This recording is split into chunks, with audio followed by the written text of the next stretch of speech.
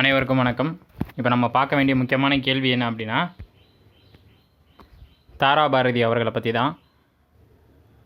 Group 4ல் புதிய பாடத்திட்டத்தின் அடிப்படையில் தமிழ் சான்றோர்களில் மொத்தம் 15 கேள்விகள் வரும். அந்த 15 கேள்விகளில் தவிர்க்க முடியாத ஒரு நபர் யார் அப்படின்னா தாராபாரதி. அவருடைய இயற்பெயர் ராதாகிருஷ்ணன். இது எங்கள் கிழக்கு, புதிய விடியல்கள், விரல் நுனி வெளிச்சங்கள், இந்த அத்தனைக்கும் சொந்தக்காரர் தாராபாரதி அவர்கள். அவருக்கு கொடுக்கப்பட்ட பட்டம் என்ன அப்படின்னா கவி ஞாயிறு. இன்ன ஞாயிறு கவி ஞாயிறு என அழைக்கப்பட்டவர் தாராபாரதி. அவரை பற்றி தான் 6ஆம் வகுப்புலேருந்து ஒரு கேள்விகளை கொடுத்துருக்கோம். தேசம் உடுத்திய நூலாடை என கவிஞர் தாராபாரதி குறிப்பிடும் நூல். தேசம் உடுத்திய நூலாடை என கவிஞர் தாராபாரதி குறிப்பிடும் நூல் திருக்குறள். ரொம்ப ஒரு முக்கியமான கேள்வி. இந்த கேள்வி கூட உங்களுக்கு அப்படியே ரிப்பீட்டாக வரலாம். தேசியம் உடுத்த நூலாடை, நூலாடை எப்படி பிரித்து எழுதுவீங்க? நூல் கூட்டல் ஆடை என்று குறிப்பிடுவர் தாராபாரதி. அவருடைய இயற்பெயர் ராதாகிருஷ்ணன். அவரோட சிறப்பு பெயர் கவி ஞாயிறு. இப்படி 3 கேள்விகளை நாங்கள் ஒரு கேள்விகளும் உங்களுக்கு நாங்கள் கொடுத்துருக்கோம். அடுத்த கேள்வி, வழிப்பறி, நிறை கவர்தல் ஆகியன எந்த திணைக்குரிய தொழில்கள்? இதில் நல்லா கவனித்து பார்த்தீங்க அப்படின்னா, வழிப்பறி, நிறை கவர்தல் அப்படின்னாலே பாலை நிலத்தோட தொழில்கள் தான். தேனெடுத்தல், கிழங்கு அகழ்தல் இதெல்லாம் குறிஞ்சி. மேய்ச்சல் அப்படின்னாலே என்ன செஞ்சிடணும்? முல்லைக்கு போயிடணும். உப்பு, நெய்தல், விவசாயம், மருதம். ரொம்ப கான்செப்டை ரொம்ப ஈஸியாக நீங்கள் சம்மரைஸ் பண்ணிக்கலாம். அப்போ வழிப்பறி, நிறை கவர்தல் ஆகியன எந்த திணைக்குரிய தொழில்கள்? பாலை நிலம். அதே மாதிரி பாலை நிறத்தின் பறவைகள் யாவை அப்படின்னு கேட்பாங்க. பருந்து, புறா. பருந்து, புறா இது ரெண்டுமே தான் பாலை நிலத்துக்குரிய பறவைகள்.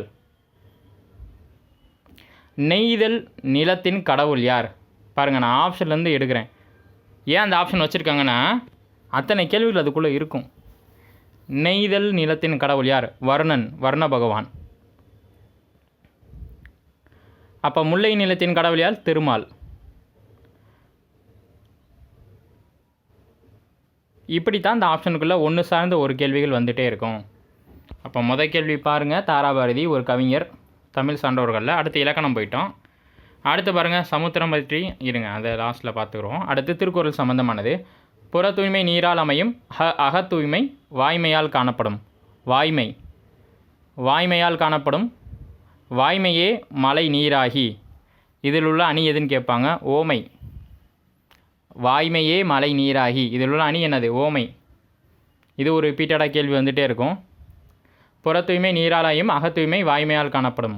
வாய்மைனா என்ன அர்த்தம்? உண்மை, அறம், அறம் சார்ந்த செயல்களில் ஈடுபடுதல். லாஸ்ட் கேள்வி, சமுத்திரம் பற்றிய படைப்புகளில் எது சரியானதுன்னா வாடாமல்லி, பாலைப்புறா, மண்சுமை, தலைப்பாகை. வாடாமல்லி, பாலைப்புறா, மண்சுமை, தலைப்பாகை.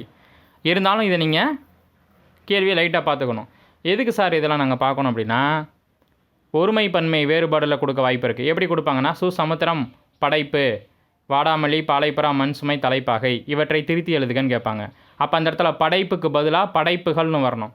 அல்லது வாடாமல்லி, பாலைப்புறா, மண்சுமை, தலைப்பாகை ஆகியவை. அந்த இடத்துல ஆகியவைன்றதுக்கு பதிலாக டேஸ் கொடுத்துட்டு படைப்புகள்னு கொடுத்துருவாங்க. ஆகியவை யாரின் படைப்புகள்? அப்போ ஒரு வினா கேள்வியை கூட கேட்கலாம். அப்படி இல்லை அப்படின்னா ரொம்ப சிம்பிளாக விடையை கொடுத்துட்டு வினாவை கேட்கலாம். எப்படி விடை கொடுப்பாங்க சார்? வாடாமல்லி, பாலைப்புறா, மண்சுமை, தலைப்பாகை சமுத்திரத்தோட படைப்புகள் அப்படின்னு கொடுத்துருவாங்க. இவ்விடைக்கேற்ற வினாவை அமைக்க. அப்போ வினா அமைங்க, சமுத்திரத்தின் படைப்புகள் யாவை? அல்லது அதை அப்படியே மாற்றிக்கலாம் ஆப்ஷனில், வாடாமல்லி, பாலைப்புறா, மண்சுமை, தலைப்பாகை யாரின் படைப்புகள். அப்போ ஆப்ஷனை பார்த்து அந்த வினாவை நீங்கள் தேர்ந்தெடுக்கணும். இதே நிறுத்தல் குறியில் கேட்டாங்கன்னா, வாடாமல்லி கமா பாலைப்புறா கமா மண் சுமை கமா தலைப்பாகை முற்றுப்புள்ளி வச்சுருங்க.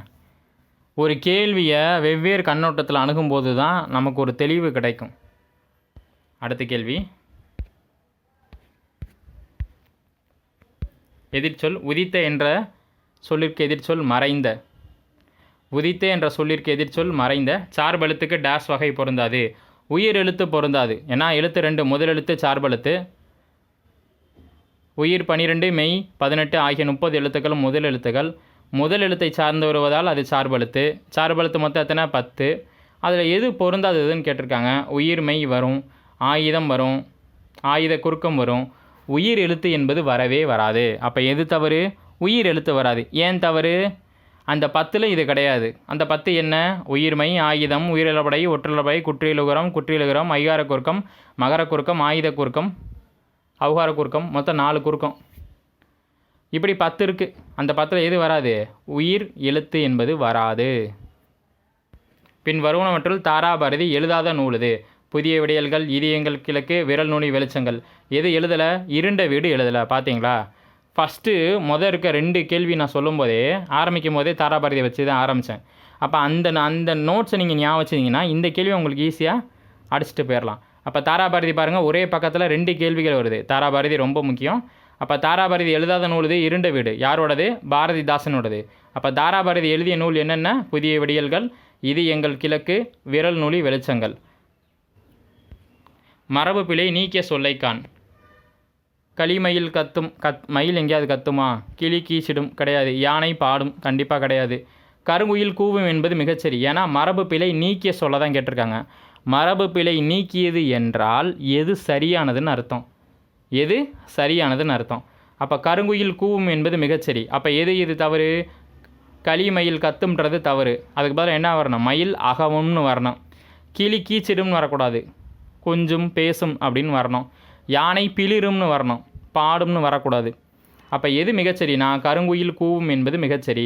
அங்கே குயிலுன்னு கொடுத்தா நீங்கள் டக்குன்னு கூவும் நடிச்சிடுவீங்கன்றதுக்காக தான் அவங்க ஒரு அடைமொழியாக கருங்குயில் கூவும் எப்படி கொடுத்துருக்கான் பாருங்கள், கருங்குயில் கூவும் அப்படின்னு. அடுத்து இது எல்லாத்துக்கும் தெரியும். அலை.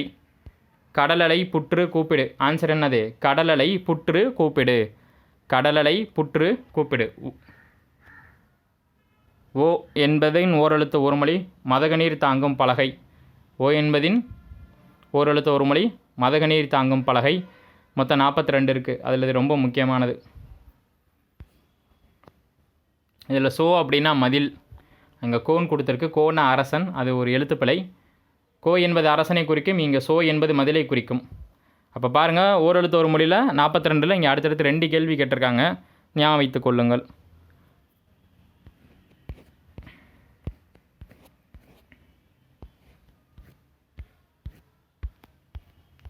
அடுத்து பாருங்க, அகர வரிசைப்படி சீர் செய்க. அகர வரிசைப்படி சொற்களை சீர் செய்க. சீருடை, சால்பு, சிலந்தி. சீருடை, சால்பு, சிலந்தி. ஃபஸ்ட்டு சா வரிசை. சால என்ன இருக்குது? சால்பு. சாவுக்கு அப்புறம் சி, சிலந்தி. சிக்கு அப்புறம் தான் சீருடை. அப்போ 3வது எது வந்துடுது? நம்பர் 1 இருக்குது, 3வது வந்துடுது. அப்போ சால்பு, சிலந்தி, சீருடை. எது மிகச்சரி? சால்பு, சிலந்தி, சீருடை. திருப்பி சொல்லுவோம். சால்பு, சிலந்தி, சீருடை. ஆப்ஷன் பி என்பது மிகச்சரி. அகர வரிசைப்படி தேர்ந்தெடுத்து எழுதுக. கீற்று, கேணி, காக்கை, கூந்தல். எதை அகர வரிசைப்படி எழுதணும்? கீற்று, கேணி, காக்கை, கூந்தல். அப்போ கா வரிசை தூக்கி போட்டுருங்க. காக்கை. காக்கு அப்புறம் கீ, கீற்று. அப்புறம் கூ, கூந்தல். அடுத்து கே, கேணி. கேணினா கிணறு. அகலமாகவும் உயரமாகவும் இருக்கிறதுக்கு பேர் தான் கேணி அப்படிம்பாங்க. இது ஒரு வடமொழி சொல்லு தான், திசை சொல்லு தான். அது கவனமாக இருக்கணும். கேள்வி கேட்பாங்கப்பா. கேணி என்பது என்னது? கேணி, பெற்றம் எல்லாமே திசை சொல், பிறமொழி சொற்கள். அப்போ காக்கை, கீற்று, கூந்தல், கேணி. ஆப்ஷன் ஏ ரைட்டப்பா. காக்கை, கீற்று, கூந்தல், கேணி. இதில் ஒன்று தெரிஞ்சாலுமே போட்டுரும், ஈஸியாக போட்டுடலாம். முறையான தொடர் அமைப்பினை குறிப்பிடுக. முறையான தொடர் சென்டென்ஸ் மாறி இருக்கும், நம்ம பொருள் பட அதை அரேஞ்ச்மெண்ட் பண்ணணும். கதிரவன் மாலையில் காலையில் உதித்து மாலையில். மாலையில் காலையில் உதித்து மறையும் கதிரவன். கதிரவன் காலையில் உதித்து மாலையில் மலரும். Option C correct. ஏற்கனவே இந்த மாதிரி சென்டென்ஸ் கொடுப்பாங்க. அப்போ கதிரவன் என்பது காலையில் உதித்து மாலையில் மறையும். மாலை பொழுதில் என்ன செய்யுமா? மறையும். ஆப்ஷன் சி என்பது மிகச்சரி. கொஸ்டின்ஸ் அவரோட நல்லா ஞாபகம் வச்சுக்கோங்க. அகர வரிசைப்படி சொல்லணும். சால்பு, சிலந்தி, சீருடை. சால்பு, சிலந்தி, சீருடை. காக்கை, கீற்று, கூந்தல், கேணி. காக்கை, கீற்று, கூந்தல், கேணி. கதிரவன் காலையில் உதித்து மாலையில் மறையும். இலக்கண குறிப்பு பாடத்து 2 கேள்வி. விட்டு விட்டு இலக்கண குறிப்பு தரக. பிரித்தால் பொருள் தருதல், அதனால் அடுக்கு தொடர். பிரித்தா பொருள் கொடுத்தா என்னது? அடுக்கு தொடர். விட்டு விட்டு இலக்கண குறிப்பு அடுக்கு தொடர். இலக்கண குறிப்பு உள்ளவற்றில் தவறான பொருத்தத்தை எழுதுக. எது தவறோ அதை எழுதணுமப்பா. தாய் செய், தாயும் சேயும். அப்போ உம்மு மறைஞ்சு வருது, உம்மை தொகைன்றது மிகச்சரி. அங்கே தொகைனா மறைஞ்சு வருது, இம்மு மறைஞ்சு வர்றதுனால அது உம்மை தொகை. ஏன்னா தாயும் சேயும்னு வரணும். அண்ணன் தம்பி, அண்ணனும் தம்பியும். முறுக்கு மீசை வந்தார், வேற்றுமை தொகை. முறுக்கு மீசை வென்றார், வேற்றுமை தொகை. ஆமாம், அதெல்லாம் தவறு. ஏன் தவறு? முறுக்கு மீசை வந்தான்றது அன்மொழி தொகையில் வரணும். ஏன்னா அவர் யாருன்னு தெரியாது, அவர் பேர் என்னன்னு தெரியாது, ஆள் எப்படி இருப்பான்னு கூட தெரியாது. ஆனால் பார்க்க முறுக்கு மீசை வச்சுருக்காரு. அப்போ குரூப்பில் ஒரு ஆளை ஈஸியாக அடையாளம் காட்டுறதுக்காக முறுக்கு மீசர் வந்தார்னு சொல்லிட்டோம். அதாவது என்னென்னா, தொகைநிலை தொடரில் எதுவுமே சம்மந்தம் இல்லாமல் ஒன்று இருக்குது அப்படின்னாலே அது அன்மொழி தொகை தான். அப்போ முறுக்கு மீசை வந்தான்றது எதை குறிக்கும்? அன்மொழி தொகை. கூட்டத்தில் ஒருத்தர் இருக்கார், முறுக்கு மீசைக்காரு அப்படின்னு சொல்கிறோம்ல, அதான். கரும்பு தின்றான், இதுதான் என்ன வரணும்? வேற்றுமை தொகை. அங்கே என்ன கொடுத்துருக்கு? அன்மொழி தொகை. அப்போ அது தவறு. அப்போ முறுக்கு மீசை வந்தான்றது அன்மொழி தொகைன்னு வரணும், கரும்பு தின்றான்றது வேற்றுமை தொகைன்னு வரணும். ஏன்னா கரும்பை தின்றான், ஐ விகுதி மறைந்து வருகிறது, ஆனால் அது வேற்றுமை தொகை. அது ரெண்டையும் மாற்றி கொடுத்துருக்காங்க பாருங்கள். முறுக்கு மீசை வந்தான்றது வேற்றுமை தொகைன்னு கொடுத்துருக்காங்க. ஸோ அது தவறு. கரும்பு தின்றான்றது வேற்றுமை தொகைன்னு வரணும், அங்கே அன்மொழி தொகைன்னு கொடுத்துருக்காங்க. அப்போ அது தவறு. கண்ணை மூடிட்டு போட்டுடலாம். 2, 3 தவறு. ஆப்ஷன் ஏ தான் வரும். என்ன வரும்? Option A. 2, 3 தவறு. வெண்குடை நிறம், சுவை, அளவு, வடிவம் வந்துட்டால் என்னது? பண்பு தொகை. அப்போ 2, 3 மட்டும்தான் என்னதுப்பா? தவறு. விடைக்கேற்ற வினாவை தேர்வு செய்க. கேள்வி என்ன?